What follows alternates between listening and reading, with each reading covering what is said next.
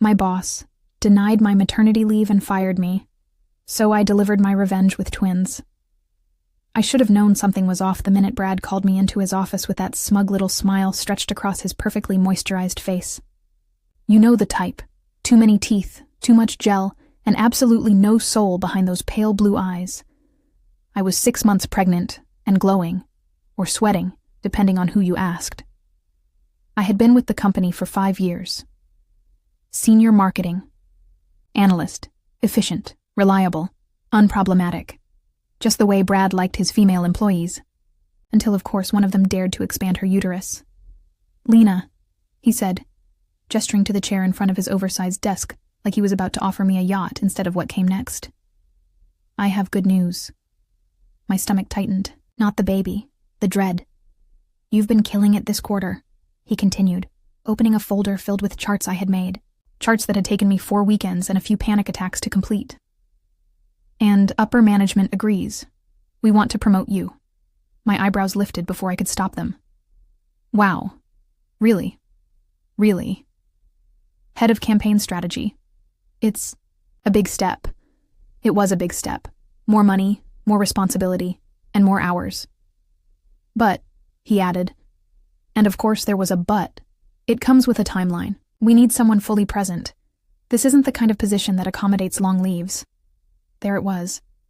I looked down at my belly, which had just kicked. I took that as my daughter's way of flipping Brad off from the inside. "So, what are you saying?" I asked, keeping my voice neutral. "I'm saying the company needs to know you're all in. We can't afford to have our new head of strategy disappear for 6 months. FMLA protects my leave," I said calmly. He smiled like I was being adorable. "Technically, sure," he said. "But technically we don't have to promote someone who's going to be unavailable." I felt it then. The shift. Like walking into a boardroom with the lights off and realizing you're not alone. "I'm not declining the promotion," I said. "But I am taking my maternity leave. I've earned both." His smile vanished. Just like that. "We'll see how that works out," he said. "Why don't you take the weekend to think it over?" I did. I thought about it while folding newborn onesies and calculating hospital bills in my head. I thought about it while my husband, bless his innocent heart, suggested maybe Brad wasn't that bad. And I thought about it again when I came in Monday morning to find my nameplate missing from my office door. Just gone. Brad didn't even have the decency to fire me face to face. HR called me into a tiny windowless room and read from a script. "The company has decided to terminate your employment effective immediately, citing inability to fulfill the anticipated requirements of a senior role." I asked if that was legal. They shrugged. I asked if Brad made the call. They didn't answer. And when I mentioned FMLA again, one of the HR reps looked me in the eye and said, "We have internal documentation showing you declined the promotion. That alters the nature of your position and your eligibility." Translation? Brad had already rewritten history. I walked out of that building with my box of desk plants and baby shower invites, heart racing, hands shaking, and 2 very clear thoughts in my head.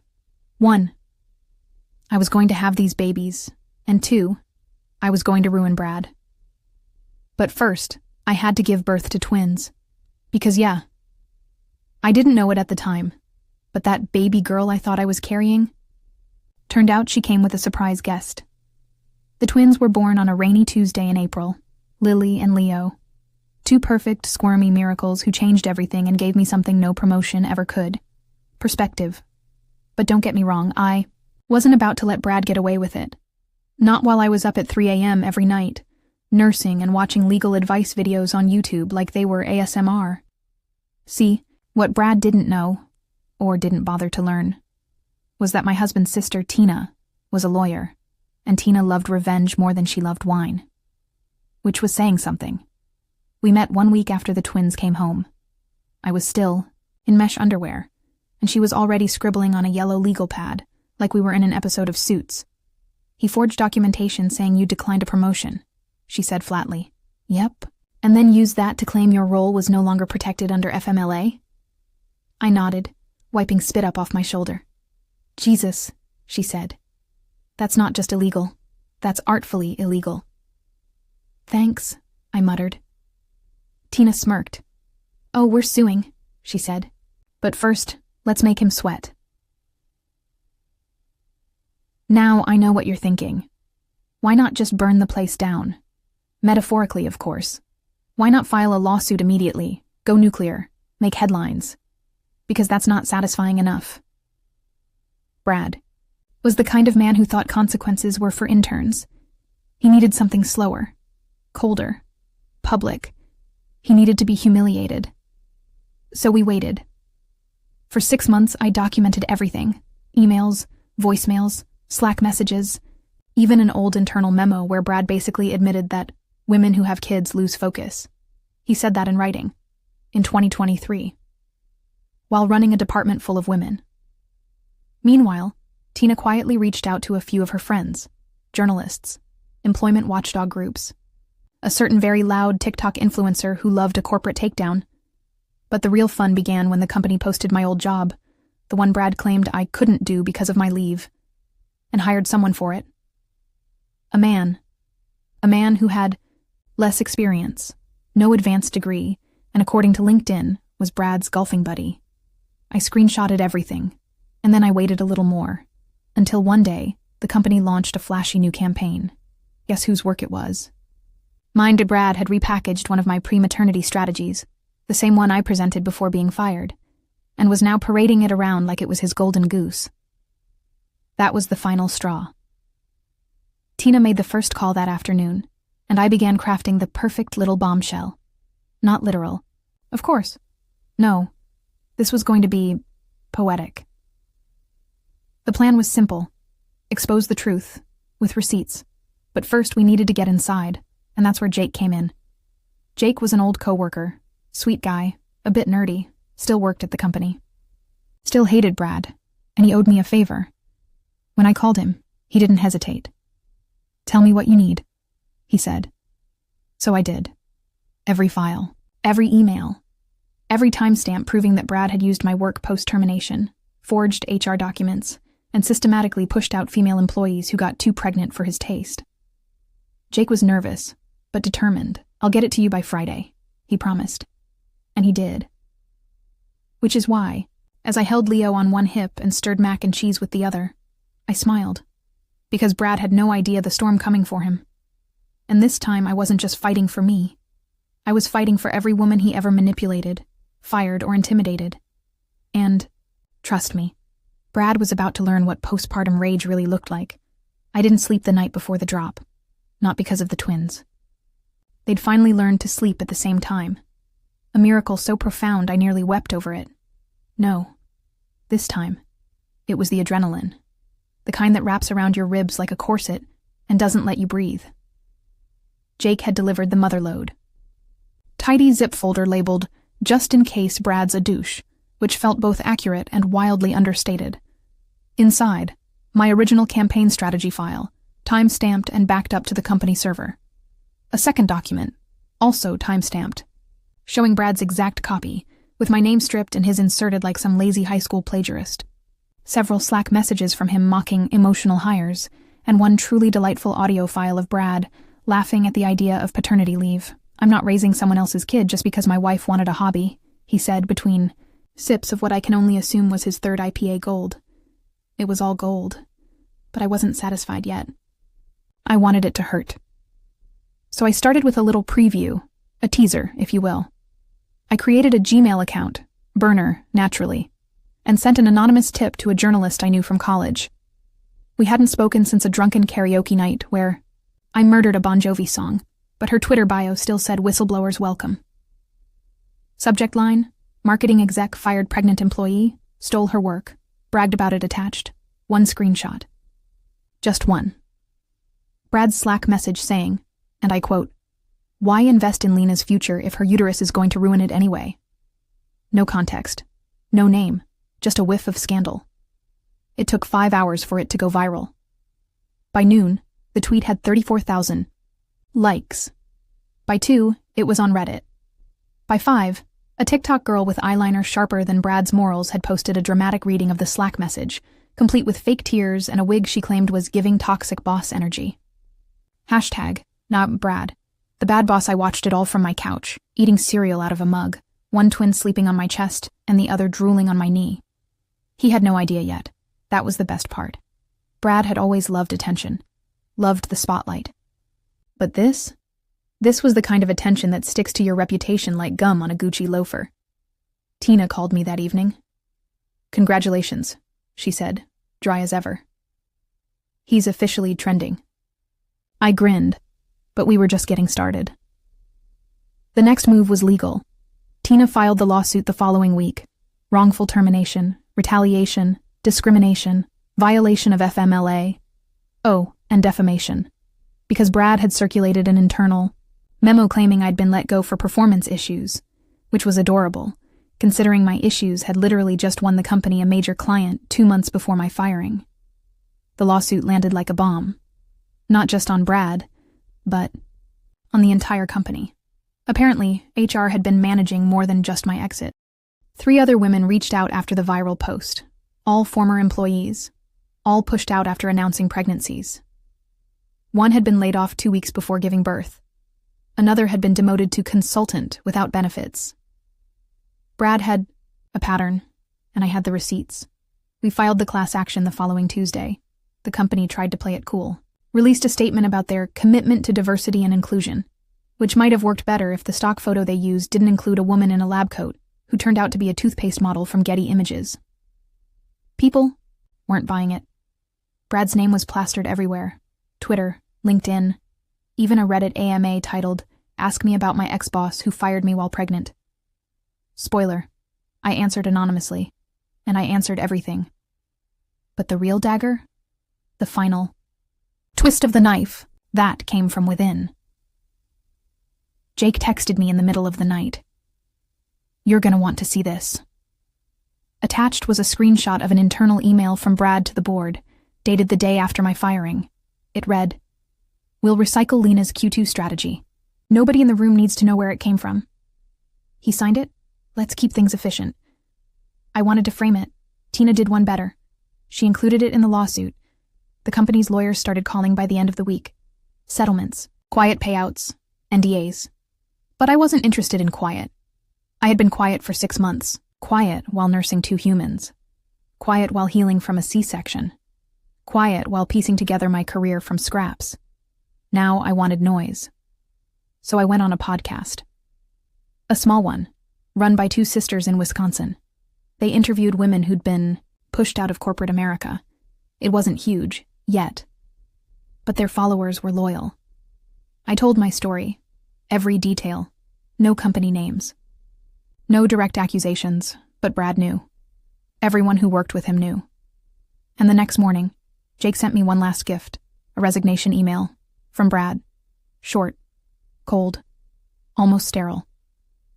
I've decided to step down to pursue other opportunities. Translation: I've been forced out, and my reputation is toilet water.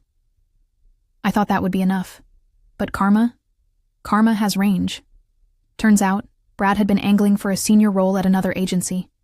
He'd been interviewing while pretending to be all in with his team. That offer disappeared overnight. Nobody wants to hire a trending disaster.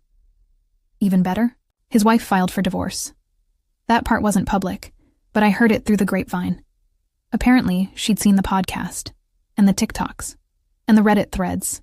She'd also seen the part where he mocked paternity leave and said raising kids wasn't his job. She took the kids, and the dog. Honestly, I hope she took the espresso machine too. Brad moved out of state, deleted his LinkedIn, wiped his Twitter.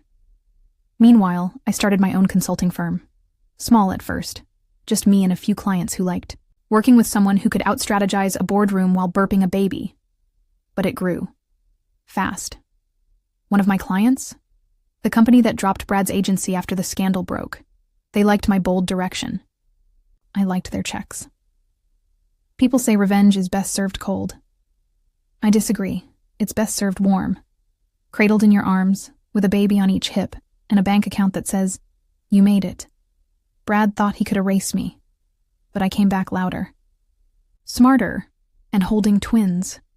He underestimated the power of a working mother with nothing left to lose and everything to prove. And now I sign my emails with founder and CEO, and sometimes late at night, when the twins are asleep and the house is quiet, I open that resignation email and whisper, "Let's keep things efficient." 6 months later, I was finally starting to feel human again. The twins were sleeping, mostly. My business was thriving. My inbox was full of potential clients who wanted someone fearless, battle-tested, and, my personal favorite, the woman who took down Brad. I'd started getting speaking requests, TEDx talks, panels, podcasts, HR summits. Apparently, people liked hearing how a corporate villain got steamrolled by a postpartum strategist with a nursing bra and a grudge. It was all going disturbingly well. So, naturally, Brad had to make one final, pathetic return. It started with a letter. Yes, a letter, typed, formal, folded like something from 1992. I opened it expecting a cease and desist. Instead, I got a job offer. Let me repeat that. A job offer from Brad. Apparently, after getting chewed up and spit out by the industry, he'd launched a startup, something vague involving synergy and AI-driven content funnels. I'm pretty sure he just threw buzzwords at a wall until something stuck, and he wanted me to come on board. His exact words: "I believe we can move past the unpleasantness and rebuild trust in a way that benefits us both." Unpleasantness. He fired me while I was pregnant, mocked maternity leave, stole my work, and called me liability luggage, and he called it unpleasantness. I laughed so hard I nearly woke the babies. I was still giggling when I shredded the letter over the diaper bin. A week later, I got a call, blocked number. I normally don't answer those, but my instincts were screaming. I picked up. "Lena," he said. His voice still had that smug undertone, but it cracked halfway through my name. "Brad," I said, calmly spooning applesauce into my daughter's mouth. "Didn't expect to hear from you, especially since you're supposed to be rebuilding trust." "I know things ended badly," he began, as if this was a breakup and not a corporate hit job. "But I think we're both mature enough to stop. Just stop." Silence. I leaned back in my chair, the baby monitor beside me hissing softly. "You want something. Get to the part where you beg." He exhaled. The sigh of a man who'd already chewed through every option and still found himself on his knees. "My investors are pulling out. I need someone with credibility. You're that." Translation: "I've burned every bridge, and your name still means money." "No," I said, picking up my coffee. "Absolutely not." "I'm offering equity," he said, a little too fast. "Name your terms." "Brad," I said slowly, "you built a house of cards out of stolen ideas and burned reputations. Now the wind's blowing. That's not my problem." I hung up and blocked the number. But he didn't stop. The emails started. The next day, first from him, then from a consultant clearly hired to do damage control. She offered me 20% of the company. Then 25. Then 30. Apparently, Brad had pitched me to the board as his co-founder in spirit, hoping I'd come crawling back and make the whole scandal disappear like a bad tweet. What he didn't realize was that I was the bad tweet. The one that doesn't fade. The one people screenshot. The one that costs men their careers. I ignored every message until I got one that made my blood boil. It was a screenshot from a friend who still worked in the industry. Brad had launched a new campaign. It featured a fictional woman named Elena, a smiling CEO holding twins, talking about how family-first leadership inspired the company's mission. Let me be clear. He used my story. My twins. My branding. My language. I watched the video ad. His actress even wore a blouse I owned. He didn't just want me back. He wanted to be me. So I made a call, not to a lawyer, to my publicist. Yes, I had a publicist now. Her name was Grace. She wore power suits and smelled like lemon law. I told her what Brad had done. By that afternoon, she had a plan, and by that evening, the internet had my back. We didn't need a lawsuit. We had screenshots. We had receipts. We had rage. Twitter erupted. LinkedIn turned into a war zone. TikTok stitched the ad with side-by-side comparisons of my real interviews and Brad's fake campaign. One creator posted a 90-second takedown titled, "When you get rejected and try to become her instead." It got 2.3 million views in 24 hours. Even the toothpaste model from the company's old PR scandal made a reaction video. The narrative flipped again. Brad hadn't just been a bad boss. He was now a thief, a manipulator, a liar who built his comeback on the exact woman he tried to destroy. Investors pulled out. Again. The Elena campaign was pulled from every platform. And Brad went dark. Website down, socials deleted, company address scrubbed. Last I heard, he was working freelance under a fake name, selling branding services from a WeWork in New Jersey. As for me, my company tripled in size. We signed a contract with a Fortune 500 firm after their VP told me, anyone who can survive twins and Brad is a strategist we want. I hired Tina full-time. Jake came on board as creative lead. And at our annual team retreat, I stood up in front of 30 employees, many of them working moms, all of them brilliant, and toasted the exact words Brad once used against me. Let's keep things efficient, I said, lifting my glass. Everyone laughed. But I meant it. No bloat, no ego, no Brad. Just a company that ran on talent, trust, and the quiet power of women who had nothing left to prove. I still have the shredded job offer. It's taped inside my office drawer, right above a photo of my twins. People love to ask me what it feels like to get revenge. I tell them it's not revenge. It's clarity. It's looking in the mirror every morning knowing you refused to play small. Knowing you didn't just survive. You turned survival into a business model. But sometimes, when the house is dark and the monitor glows soft blue, I think about Brad, alone in his co-working booth, probably trying to pitch his 50th cold call of the day, and I smile. Because the baby monitor heard everything, and so did the world.